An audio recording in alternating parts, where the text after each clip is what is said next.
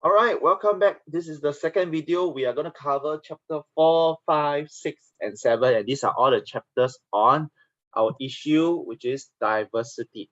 Okay, so what is diversity? Okay, this is on chapter 4. Diversity basically means there's very different groups of people. And I'm going to just show out all the slides. Okay, I know it looks a bit on my map, but at the center, what is diversity? You must know 4 important factors. Okay, let me change the color of the pen. Okay, never mind. Okay, so you must know 4 important factors. Number 1, we are diverse in nationality. Countries may have people of different nationality. We may have citizens. We may have foreigners, PRs. We may be different in race and ethnicity. Okay, this one, we may be different in our religion, and more importantly, we may be different in our social economic status. So sample essay question, they may ask you which is more important, which is a bigger factor in explaining our diversity today. Okay, so you must know what each of these 4 things mean. Nationality, very straightforward. Nationality basically means you belong some sort to a country. Okay, you share in a country, you share certain attributes, you have the same belief. So we mentioned in class, maybe Singaporeans, they all are very kiasu, they all like hawker food, they have a certain identity. This could be language, Singlish, knowing your history, experience, going to school, taking part in NDP, going to NS, you have a lot of common experience. Practices, example here, we may have the practice of chopping our seeds when we go out and eat. So these things unite us as people of a country. Okay, or we can be different in terms of race and ethnicity. So race, usually we say it's more of a biological thing. So some people, they look different, they have different skin color even. Okay, so we are different in race, we come from different parts of the world, you may say. Okay, and we also have very different culture. For example, this one is the textbook example lah. Okay, for example, some ethnic groups in China, they believe in Islam, some believe in other religion. Okay, and in Singapore, obviously we have Chinese, Malay, Indian, others, including Eurasian, European, and many people from around the world. Okay, sometimes in Singapore we also have people who are mixed race. Maybe they have a different kind of identity, different culture. Okay, number 3, religion. Okay, this one quite straightforward. Different religion who have different beliefs, different practices, different values. Okay, and they obviously, although they have different values, but you see that okay, a lot of them, they have something in common. They all tell you to be nice people, be compassionate, and so on. Okay, but basically people of different religion, they may live life differently. Okay, and it may present some challenges later. You'll see to how we go about our day-to-day business. Okay, sometimes there'll be friction, sometimes there are harmony, because people enjoy different things. Okay, last but not least, society may also be diverse because people are of different economic status. So economic status, there are different ways to measure. It can be high, medium, or low status, but basically we are usually looking at income. Okay, if you are a rich person, you could be considered high SES. You're poor, you can consider low SES. Or maybe you are in a certain occupation, or you are highly educated, you can consider yourself high SES. And depending on your SES, you live your life very differently. You have different housing, food, entertainment activities. You may have different kinds of friends. All this will affect how you view yourself. Okay, same thing with religion. How you view yourself, your identity is affected by these things. Okay, your race and religion also affects your identity. Okay, all right, so later I'll show you some sample essay question of how these 4 factors may be tested. Okay, income inequality. Yes, so SES in a country, sometimes we may have inequality. That means people are not equal in one another. There could be a very big gap between the rich and the people who are poor. Okay, another thing, social mobility. Okay, in some countries, social mobility means you can change your SES. Is there a chance for you to go from poor to become rich? If you are in a poor family and in your generation, do you have a chance to do better than your parents do? Okay, if people can change their status easily, we say that they have high social mobility. In some countries, the mobility is very low because the rich parents always make sure that their children are well taken care of. The children will become rich, whereas the poor parents will have poor children. It's a very vicious cycle, and we call that no social mobility. Okay, so some countries, there are different levels of mobility. Maybe in a country that prioritize a lot on education, there will be higher mobility because education can allow you to change your life. Okay, but if a country don't care about the education, sure, then the parents play a bigger role in how the children gets to live, maybe. All right, so that affects your experience, your identity. Okay, chapter 5. Why is there greater diversity in Singapore? Now, this is quite a straightforward chapter. So why is there greater diversity today? There are a few factors. Okay, there are 3 factors. First, we're talking about immigration policy. Second, we're talking about there are more economic opportunities. People are coming to Singapore. And last but not least, some people, they are migrating to Singapore because Singapore, they think it's a nice social, cultural environment. I'll explain to you what does social, cultural environment mean. Okay, so you must again know these factors well. So immigration policy basically means Singapore, okay, we have a very open immigration policy. This one you must know. Because we are aging, we do not have enough people, we need new people to top up. Okay, we have Singaporeans who are leaving the country. We need to replace Singaporeans who choose to leave Singapore. Okay, so what does it mean to have an open immigration policy? Okay, because it means we allow people to immigrate quite easily. We allow migrants to come in and contribute to a long term. That means they do not just come here for a few years and go back. We might even give them the option to, say, stay in Singapore and become eventually PRs or even citizens. Okay, so in Singapore, usually, although we taking a lot of you would think migrant workers who are from lower skill, like say in construction. Although construction is not lower skill, but people perceive it as lower skill because maybe they are lower paid. But in Singapore, we try to take in people who are higher skilled and better educated because our economy is primarily knowledge based. That means we do usually service kind of economy. We are not like, say, America, where they sometimes have very big factories, or China, where they have very big factories. We are not such a factory kind of economy. We want service people working in using their brains instead of using manpower, instead of using their muscle. Okay, so our immigration policy contribute to diversity because where we take in more migrants, we have now people with different cultures coming in. We have people who have different skills and experience coming in. So the country become more diverse because you are taking people who are different from the people here in Singapore.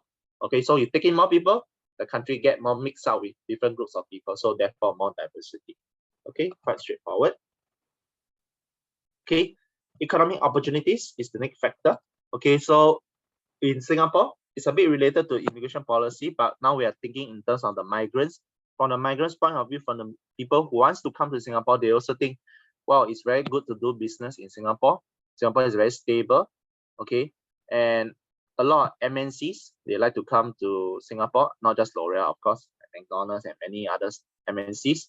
Okay, use whatever examples that you can remember. Okay, and for migrants, they may have very good job opportunities that their home country don't have. Okay, so how does this contribute to diversity? Again, when you take in different people who are very different, okay, maybe they have very economic background, they have different skill. Okay, maybe now our country have more lower skill workers because a lot of people from China, India, they want to come to Singapore to work as construction workers. So now our country become more diverse instead of everyone being the same income. We have people we are now one more layer of people who are maybe especially lower skill and lower paid. So it affects our diversity. Again, these people who come to our country, they have their own culture, their religion, race.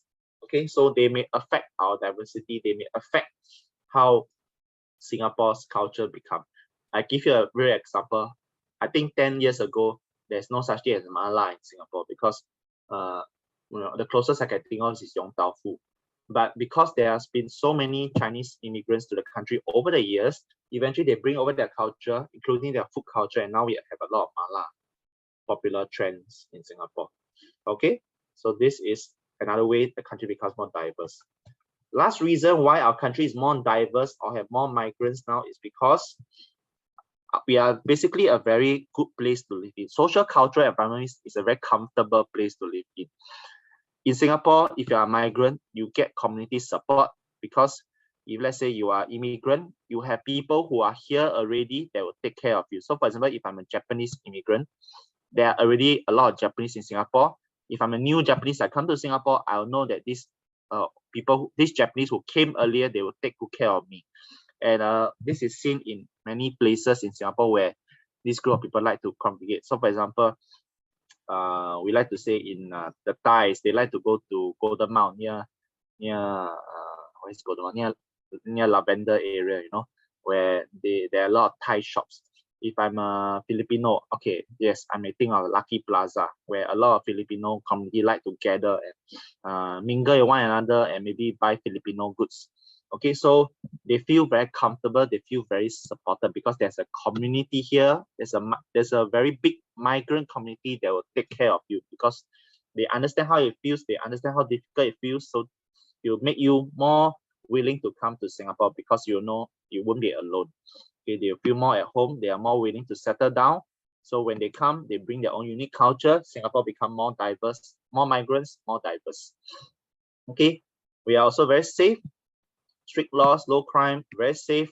Foreigners will want to come in and it brings in they want to come, and then Singapore becomes more diverse in culture and so on. Same thing, education. When people come to Singapore, sometimes they don't just come by themselves, they bring their entire family because Singapore has considerably a good education in primary, secondary, and so on, even good universities. Foreigners, they may want to come because they know that their children will be well educated here. You can think of many international schools. For example, we have the French school beside SGS, right? So if I'm a very important, say a very successful French worker, if I come to Singapore, I may want to come to Singapore because I know, okay, my children, if I kind of work here, my children can follow me and my children will get a good education as well. Okay, so they will be more willing to come. And when they're more willing to come, they add to our diversity, they bring their culture and so on. Okay, so these are the three big reasons why there's more migrant workers now, why there's greater diversity now. Okay, like I mentioned in the previous video, sometimes it may not even test you on this big factor. Maybe I may ask you, within social, cultural environment, which one is more important? Is it community support? Is it safe environment? Or is it Singapore's education system? Which is more important? So I can even come up with an essay that's based on a sub-factor. Okay, so you must understand the different factors quite well. Don't say, oh, for culture, I just want to know community support, I ignore the rest. No, because sometimes they may even test you the very fine point, a very small point in the chapter. Okay. Now, this is a big chapter. What are the experience of living in a diverse society? Okay, so we are going to talk about what are the benefits and what are the challenges of being in a society with a diverse makeup. Okay, so experience. Okay, I'll just show it up so it's easier. Okay, so first and foremost, I think you all want to look at benefit one. If I live in a diverse society, okay, there are a few benefits. The first benefit, obviously, we exchange culture. So if we have a country with many different groups of people, our country will be very interesting. People get to learn their culture from one another. They may even share their ideas. For example, this example you mentioned, we've done this before. Chinese and Indian, we come together, create fusion music. Okay, cross-cultural fashion wear, we can create cross-cultural fusion food, laksa, linguine, and so use your own examples, basically. Okay, and there are a lot in the research booklet. Okay, so if I have a diverse society, I may have a lot of interest. The key thing is I have a lot of interesting things, okay, interesting outcomes. Okay, benefit number two of a diverse society. Remember, when we come to the country, it's not just bringing your culture, it's also bringing your skills and knowledge. I mentioned this in class before. If in a school, for example, I may have a diversity, it could be good because I have a diversity of age, diversity because of nationality. I have teachers from different countries, I have teachers of different age groups. And it's a benefit because everybody has different skills and knowledge and they can share with one another and make each other better. So example, foreign and local scientists come together to make COVID vaccine. Very easy example to remember. Come together to research. H1N1, you can mention COVID using today's example. Okay, and it makes, you can mention A-star, which is a agency which brings a lot of researchers and scientists together. Basically, in a country, many diverse people, okay, they have different talent and can be good for the company, it can be good for the country to have people of different talents. Okay, because imagine if the whole country, everybody only know how to do one thing. Okay, it may not necessarily be good for the country, because what if that thing becomes irrelevant anymore? Okay, we want people who have very different skill set.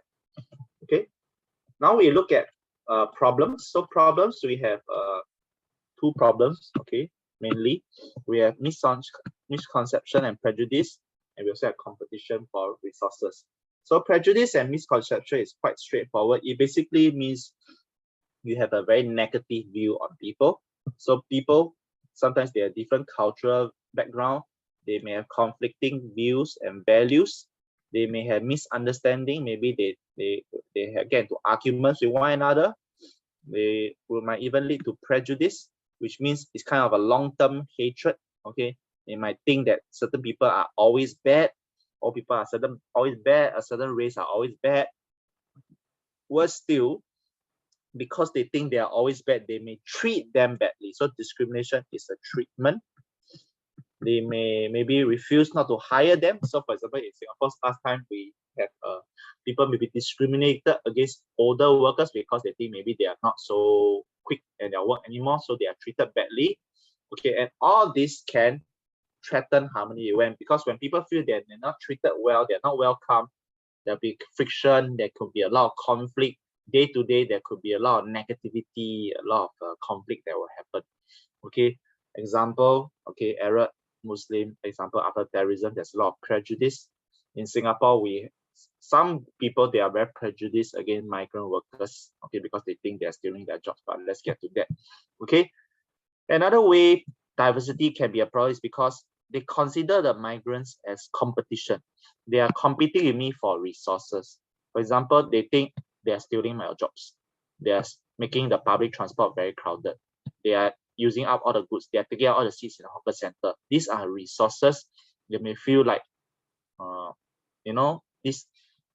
Here we are talking mainly about migrants coming in, okay. So they might not welcome migrants because they make places more crowded, less comfortable, and the standard of living is lower because if the place is very squeezy, it's going to be a very low standard of living. You can't get your place into your transport. It's going to affect your way you live your life. Okay. Other people may also feel, okay, this is a bit similar, but basically it's all about competition. They may feel that foreigners are stealing their jobs against, you see the jobs. They may think that Singaporeans are not able to get high-paying jobs. They are not able to progress, and they may feel that they are not able to improve their life. For example, in Singapore companies, workers are often very concerned if the foreign talents, are they coming in to become my boss? Will I ever have a chance to become a boss myself? Okay, how do I become a boss when my company always keep bringing in foreign workers to become the boss because they are considered more talented? So some workers, they may feel like, wow, my job is being, my future job of being a boss is taken away, and they may feel like I will never be able to upgrade myself. Okay, so this is a very real concern. Okay, this is the really big chapter because now that we talk about all the problems as well as the benefit of having a diverse society or having a society with migrants, okay, especially when we talk about diversity, we are talking a lot about migrants this time, or not just with, and so with race.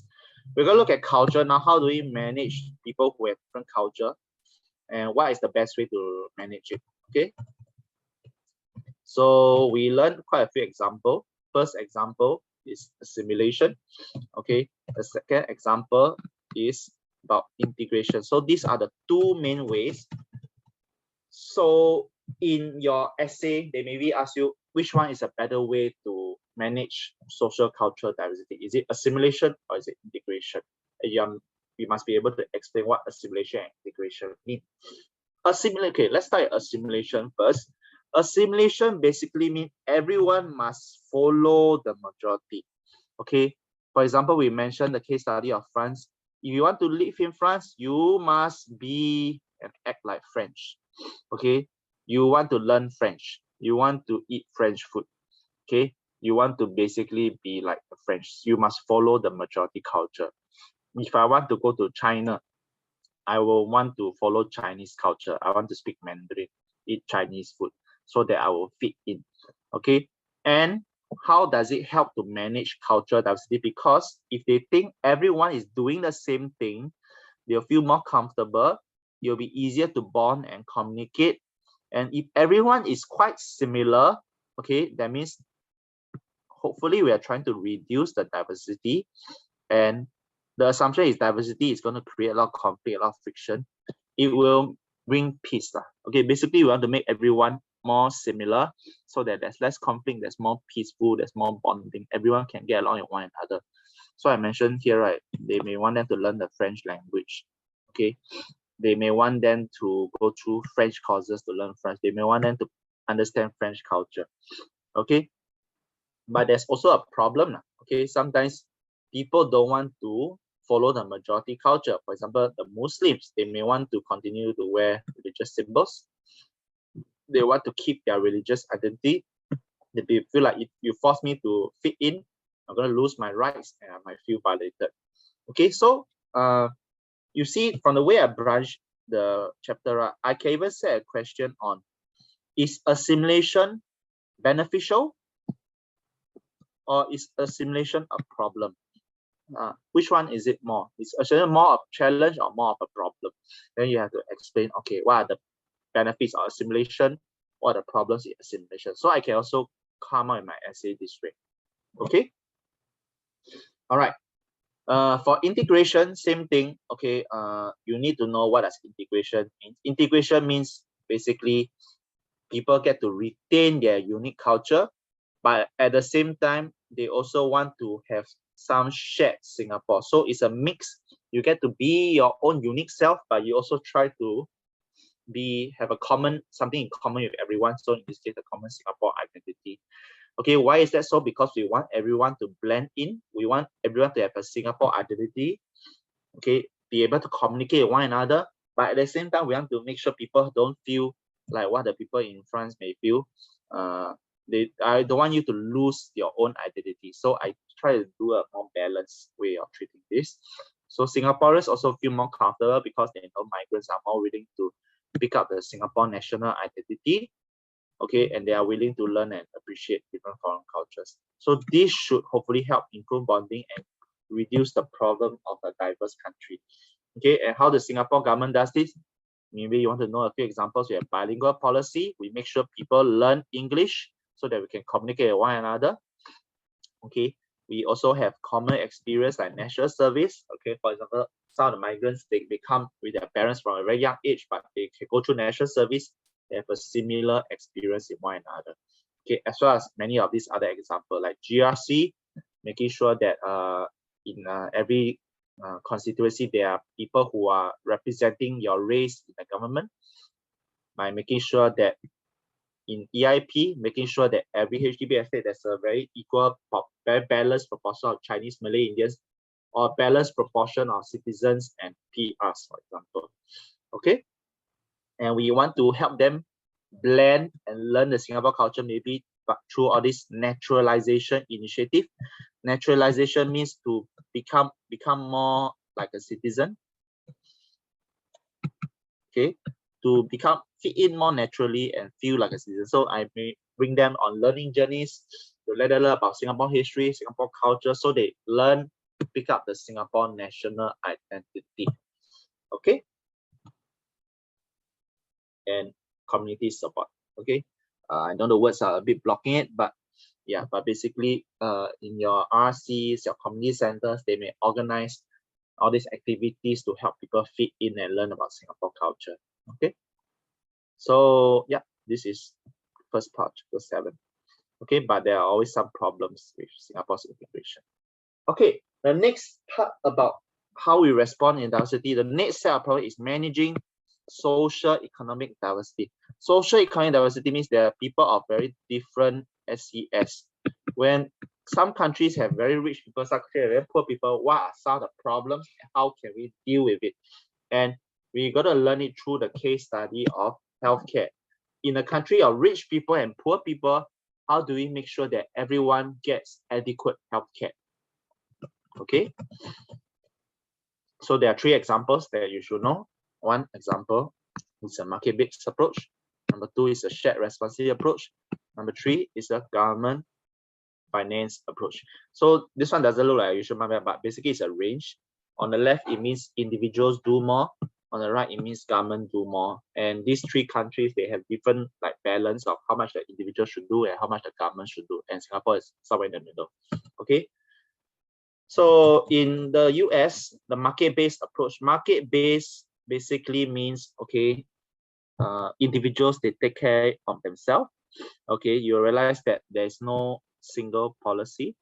Okay, the government does not get involved in healthcare.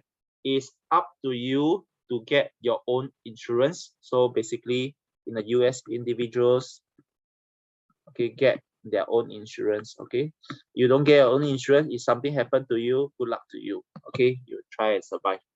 Okay, basically the government doesn't force you to get a lot of insurance. Okay, but obviously there are challenges because sometimes people, they don't know any better. They don't know that insurance is important, or maybe they cannot afford to get insurance. Okay, and this could have a lot of problems. Okay, in Singapore, we have a mix. We have government and individual responsibility. So the individual responsibility, we want to make sure we take care of ourselves, we stay healthy. Okay, we save up, we live a healthy lifestyle, and we also have pay for this insurance called MediShield. So this one you pay using your CPF basically. So MediSave is your compulsory national savings. So every time you get your monthly income, a part of your money will go to your CPF, and the CPF include this part called the MediSave, where you can use to pay your medical bills. So the government is forcing you to save to pay for any future medical bills. Okay, but the government also makes sure that it's not always up to you. The government makes sure that, okay, in polyclinic, in public hospitals, there's subsidy. I make sure that people in Singapore, especially the citizens, they have affordable healthcare. The hospital bill doesn't cripple them. I also provide MediFund. MediFund means if you cannot afford to pay for yourself using MediSave, if your national insurance scheme, MediShield, also run out already, the government may come in with MediFund to help you pay the remaining that you cannot afford. So the government balances, will help you like if the individuals cannot manage it. Okay, so remember the 3M policy, MediSave, MediShield, and MediFund. Okay, nowadays we even have the Merdeka Generation, Pioneer Generation package, right, that give even more subsidy for our elderly who wants to visit the clinic. Okay, and yeah, so the government also makes sure that, okay, this part not so important, but the challenge is, okay, sometimes Singapore, we are getting older. Okay, it's very hard for the government to keep intervening because the government have limited resources. I cannot give MediFund to everybody. I cannot, give unlimited too much money to everyone. I can only subsidize the hospital bill so much. And the reason is because Singapore don't have enough money, and the medical cost is always increasing. There's more and more people who are in need of medical treatment, especially when our population is getting older, especially when our population are not having an active lifestyle. They are having a sedentary. That means they don't move about, they don't exercise very much. It makes it very hard for the government to take care of the people. Okay, last but not least, Sweden. Sweden is one of the 3 countries that focus on the government's role. So basically, in Sweden, healthcare is heavily subsidized. The keyword is heavily. Okay, everyone pays up to a maximum of 132 euros for your healthcare visits. That means no one, each time you go to hospital, you might not pay more than 1 to 2. Okay, and that is because the government is willing to absorb the rest of the cost. But what is the challenge of doing that? The government wants to absorb the cost. The government needs to get money, and the government gets money through taxes. So in countries like Sweden, the tax is very high. So even though a lot of the healthcare could be very free or very cheap, right? But you are kind of paying in your day-to-day through your taxes. Okay, the tax can be as high as close to 40%, 50%, even for some higher income groups. Okay, and same thing like in Singapore, more and more people are falling ill because they are getting older, and it puts a strain on the government because the government can only support it so much. Okay, and worst of all, there are also people who are going to Sweden in EU, they're from Europe, they go to Sweden to get the very cheap healthcare. So they kind of get abused. The government kind of get abused in this way. Okay, so these are the 3 ways to manage healthcare or social economic diversity. So your essay, they may ask you which one is more a better way. Is it market-based approach or is it government finance approach? And you must be able to explain how each of the way can work before you compare. Okay. Okay, last but not least, some sample essay question. I know this has been a long video, so I'll be quick. So, example, is religion or is nationality? Factor 1 is religion, factor 2 nationality. Which one is important in shaping the identity of people? Which one is more relevant to people's identity nowadays? Is religion more important to people nowadays, or is nationality more important to people nowadays? Okay, so 2 factors. Is race and ethnicity more important, or is social economic status more important? So this is quite a similar question, but with a different factor in shaping the identity. Do you think Singapore's social cultural environment, factor 1, is more important than economic opportunities? So economic factor 2, which one is more important? How does it attract foreign workers to live here? So paragraph 1, how does a good social cultural environment attracts people to work in Singapore? Paragraph 2, how does economic opportunities attract people to work in Singapore? Give examples in each case. Okay, and if you have the time, then you compare. I will advise you all to compare, but so at least do the 2 paragraphs of each factor. Do you think safe environment is more important? Safe environment in Singapore, factor 1. Is it important for the success of Singapore's education system? Okay, factor 2. So factor 1 talk about how safe Singapore is. Factor 2 talk about how Singapore's education is very good. How do they attract immigrants to the country? So 1 paragraph each for each factor, explaining how it will attract. How will education attract immigrants? How will safe environment attract immigrants? So 1 paragraph each. Do you think discriminatory attitudes and mindsets is a bigger challenge than competition resources? So competition resources, factor 2, different mindsets. Which one is a challenge to keeping it as the harmonious society? So how does discrimination affect harmony? Paragraph 1. Paragraph 2, how does competition for resources affect harmony? Okay. Do you think a shared responsibility approach, okay, factor 1, is more effective than government finance approach? Okay, so factor 2, how does each factor helps you to manage healthcare? So paragraph 1, what is the shared responsibility approach? How does it manage healthcare? Factor 2, what is the government finance approach? How does it manage healthcare? You have time, then you compare which one is more effective. Is the approach used in France, factor 1, more effective than the approach used in Singapore? Factor 2, in strengthening the bond of ethnic groups. So this is the focus. Okay. So paragraph 1, what is France's approach to bond ethnic groups and how is it effective? Paragraph 2, what is Singapore's approach in bonding ethnic groups and how is it effective? Do you think sharing common experiences, factor 1, is more effective than having community support? Factor 2. So this is an example of what I call a specific question. Which one is more important in integrating new migrants? So this is the focus. So is making sure migrants doing the same thing. How does it help them integrate into Singapore? Number 2, having community support. Remember Lucky Plaza, Golden Mile, those sort of places. How does it help integrate new citizens into Singapore? Which one is more important? Okay, so this is a very quick rundown of the possible essays. Of course, there are many more because you've seen there are quite a few factors. I can pick any 2 and basically come up with an essay. So when you read the question, be very clear which is the factor, which are the 2 factors, which is the question focus, and make sure you link it to them. Okay, and that is the essence of a factor essay. All right, this is a very long video too. Thank you for watching. In the next video, I'll go through the last issue on globalization. All right, and I will see you in video 3. All right, take a break before you carry on. Bye-bye.